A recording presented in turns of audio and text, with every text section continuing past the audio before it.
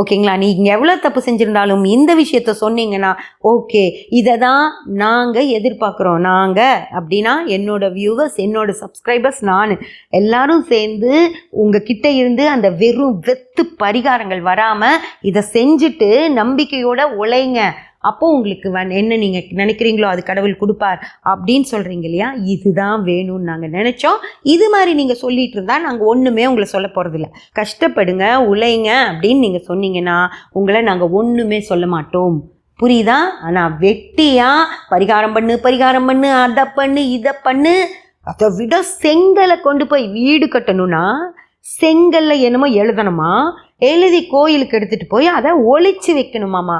ஏம்மா, நீங்கள் ஒளிச்சு வச்சா தெய்வத்து கண்ணுக்கு தெரியாதா? அது எதுக்கு ஒளிச்சு வைக்கணும்? ஒரு பரிகாரம் பண்ணிங்கன்னா அது கடவுளுக்கு தெரிஞ்சு தானே பண்ணணும். அது எதுக்கு கொண்டு போய் மரத்துக்கு பின்னாடியோ எங்கேயாவது குப்பை இருக்க மாதிரி மறைச்சி வச்சுட்டு வாங்கன்றீங்க? இது ஒரு பரிகாரமா?